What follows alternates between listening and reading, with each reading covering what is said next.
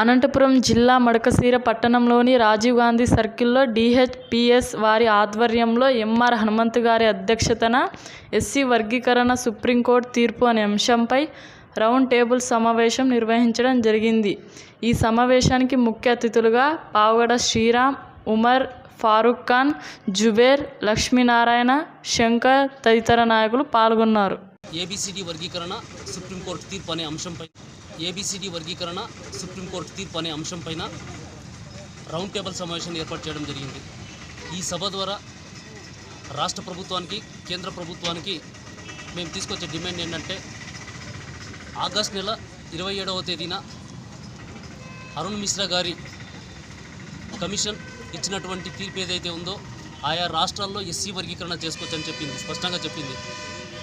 దాదాపు 3 నెలలు అయితే ఉన్నా కానీ భారతదేశ వ్యాప్తంగా 14 రాష్ట్రాల్లో ఎస్సీ వర్గీకరణ డిమాండ్ ఉండి కూడా 3 నెలల కాలం గడిచినా కానీ ఏ ముఖ్యమంత్రి కానీ ఈ ఎస్సీ వర్గీకరణ విషయం పట్ల మాట్లాడకపోవడం చాలా బాధాకరమని చెప్పేసి తెలియజేస్తున్నాను. ఒకప్పుడేమో ఎలక్షన్ల ముందు ఓట్లు వేసుకునే సందర్భంలో మేము ఎస్సీలను ఏబిసిడీలుగా వర్గీకరిస్తామని చెప్పేసి మేము అధికారంలోకి వస్తే 100 రోజుల్లోనే ఎస్సీ వర్గీకరణ చేస్తామని చెప్పిన నాయకులు ఉన్నారు.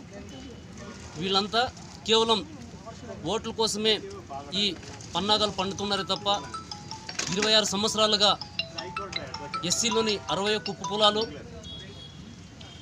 విద్య, ఉద్యోగ, ఆర్థిక, రాజకీయ రంగాల్లో సమాన న్యాయం దక్కాలంటే ఖచ్చితంగా ఎస్సీ ఏబిసిడి వర్గీకరణ జరగాలని చెప్పేసి 26 సంవత్సరాలుగా కోరుతున్నాం.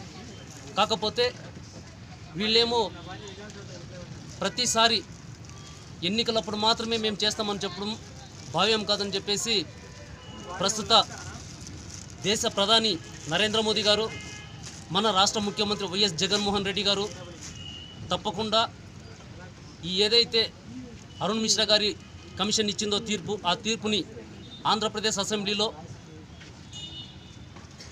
ప్రవేశపెట్టాలని చెప్పేసి ఎస్సీల్లోని 60 కుప్ప కులాలకు సామాజిక న్యాయం దక్కాలని, అది కూడా వారి జనాభా దామాషా ప్రకారం రిజర్వేషన్ తీసుకుంటామే తప్ప ఎట్టి పరిస్థితుల్లోనూ ఇంకొక రిజర్వేషన్ తీసుకొని దోచేసే పరిస్థితి అయితే లేదు. కాబట్టి గతంలోనే బీసీ రిజర్వేషన్ ఉంది, బీసీలో కూడా ఏబిసిడి ఉంది. వాళ్ళకొక న్యాయం మాకొక న్యాయం కాదని చెప్పేసి వాళ్ళకి ఏదైతే వర్గీకరణ ఉందో ఆ విధంగానే ఎస్సీల్లో కూడా ఏబిసిడి వర్గీకరణ చేసి సామాజికమైన న్యాయాన్ని అందించాల్సిందిగా కోరుతున్నాం. లేకుంటే ఖచ్చితంగా భారతదేశ వ్యాప్తంగా ఏదైతే ఈ సమస్య ఉందో, ఇప్పటికే ఈ వర్గీకరణ వల్ల ఎంత ప్రాణ నష్టం జరిగిందో కేంద్ర ప్రభుత్వానికి స్పష్టంగా తెలుసు. మాకిచ్చినటువంటి స్పష్టమైండే ఈ వర్గీకరణ విషయంలో ఒకసారి మీకు గుర్తు చేస్తూ ఉన్నాం. గతంలో లోకూర్ కమిషన్ ఏదైతే చెప్పిందో ఎస్సీలను వర్గీకరించాలని చెప్పేసి జస్టిస్ రామచంద్రరాజ్ కమిషన్ ఇచ్చినటువంటి తీర్పు ఆధారంగా 2000 సంవత్సరం నుంచి 2004 వరకు ఆంధ్రప్రదేశ్ అసెంబ్లీలో, ఉమ్మడి ఆంధ్రప్రదేశ్ అసెంబ్లీలో 22,500 ఉద్యోగాలు రావడం జరిగింది. అంటే భారతదేశంలో స్వతంత్రం వచ్చి 73 సంవత్సరాల కాలంలో కేవలం 19,500 ఉద్యోగాలు వస్తే ఈ ఎస్సీ వర్గీకరణ అమలులో ఉన్న 4.5 సంవత్సరంలోనే 22,500 ఉద్యోగాలు వచ్చినాయి. అంటే మాదిగా ఉపకులాలు విద్య, ఉద్యోగ, ఆర్థిక, రాజకీయ రంగాల్లో ఎంత నష్టాన్ని ఈ 53 సంవత్సరాల్లో చవిచూసిందో ఈ పాలక పక్షాలు తెలుసుకోవాల్సిన పూర్తి బాధ్యత ఉంది. కాబట్టి ఎస్సీ వర్గీకరణ చేసేదానికి భారత రాజ్యాంగాన్ని సవరించి, ఇదివరకే భారత రాజ్యాంగాన్ని దాదాపు 130 సార్లు సవరించినారు. ఆ 130 సార్లు మీ అనుకూలం కోసము, మీ స్వార్థాల కోసం సవరించినారే తప్ప న్యాయమైనటువంటి డిమాండ్ల కోసం ఏ ఒక్కసారి కూడా సవరణ చేయలేదు. కాబట్టి ఈసారి ఖచ్చితంగా భారత రాజ్యాంగాన్ని సవరించి ఈ ఎస్సీ ఏబిసిడి వర్గీకరణను చేసేదానికి అరుణ్ మిశ్రా గారు ఇచ్చినటువంటి తీర్పు ఏదైతే ఉందో 5 మందితో ఇచ్చినటువంటి తీర్మానంని 9 మంది కానీ 7 మంది కానీ అంతకంటే ఎక్కువ ఉండే ధర్మాసనం తీర్పిస్తేనే ఎస్సీ వర్గీకరణ ఆయా రాష్ట్రాల్లో జరుగుతుందని చెప్పేసి స్పష్టంగా చెప్తున్నారు. కాబట్టి గౌరవ ధర్మాసనం 26 సంవత్సరాల మాదిగల ఉద్యమాన్ని ఒకసారి దృష్టిలో పెట్టుకొని ఖచ్చితంగా ఎస్సీ ఏబిసిడి వర్గీకరణ చేసి వాళ్ళకి సామాజికంగా న్యాయం చేయాల్సిన పూర్తి బాధ్యత కేంద్ర రాష్ట్ర ప్రభుత్వాలపై కలదని చెప్పేసి తెలియజేస్తూ, లేని ఎడల దళిత హక్కుల పరిరక్షణ సమితి ఆధ్వర్యంలో భారీ ఎత్తున ఆందోళన కార్యక్రమాలు చేపట్టవలసి వస్తుందని కేంద్ర రాష్ట్ర ప్రభుత్వాలను హెచ్చరిస్తున్నారు. ఏబిసిడి వర్గీకరణ కోసం దళిత హక్కుల పరిరక్షణ సమితి ఆధ్వర్యంలో రౌండ్ టేబుల్ సమావేశంలో దళిత మిత్రులు, ముస్లింలు, రాష్ట్ర వ్యాప్తంగా ఆంధ్ర, కర్ణాటక మరియు అనంతపురం జిల్లా నుంచి ప్రతి ఒక్కరు వచ్చారు ఇక్కడికి. ఏబిసిడి వర్గీకరణను మన శీతాకాల సమావేశంలో అసెంబ్లీలో గౌరవ ముఖ్యమంత్రి జగన్మోహన్ రెడ్డి గారు శీతాకాల సమావేశంలో ఈ యొక్క బిల్లును సుప్రీంకోర్టు 5 మంది న్యాయమూర్తులు, ఉషా మెహ్రా కమిషన్, లోకూర్ కమిషన్ వీళ్ళందరూ ఈ యొక్క ఏబిసిడి వర్గీకరణ కోసం ఈ యొక్క న్యాయమూర్తులు వీళ్ళందరూ కలిసి రాష్ట్రంలో ప్రతి ఒక్క రాష్ట్రంలో ఆ యొక్క ముఖ్యమంత్రి ఈ బిల్లు విషయంలో చర్చించి నిర్ణయం తీసుకోవాల్సిందిగా సుప్రీంకోర్టు మార్గదర్శనం చేసింది. కాబట్టి గౌరవనీయ ముఖ్యమంత్రి జగన్మోహన్ రెడ్డి గారికి మా విజ్ఞప్తి, అన్ని వర్గాలు ఇక్కడ కలిసినాము, ఏబిసిడి వర్గీకరణ కోసం మేము మద్దతు ఇస్తున్నాము.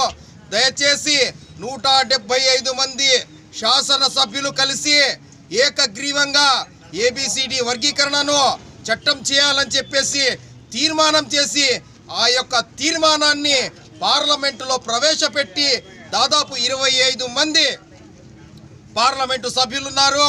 ఆ పార్లమెంటు సభ్యులు పార్లమెంట్ వెల్లులో దూసుకు వెళ్ళి మీరు ఒక కాగితం పట్టుకోండి, ఏబిసిడి వర్గీకరణ కోసం మేము ఆంధ్ర రాష్ట్రంలో 25 మంది ఎంపీలు సిద్ధంగా ఉన్నాము. గౌరవనీయ ప్రధాని గారు చెప్పారు. మరియు ప్రస్తుతము ఉపరాష్ట్రపతిగా ఉన్న అప్పుడు వెంకయ్య నాయుడు గారు రాజకీయాల్లో ఉన్నారు. ఆయన కూడా కేంద్రంలో బీజేపీ ప్రభుత్వం వస్తే 100 రోజుల్లో ఏబిసిడి వర్గీకరణ చేస్తామని చెప్పేసి మాటిచ్చారు.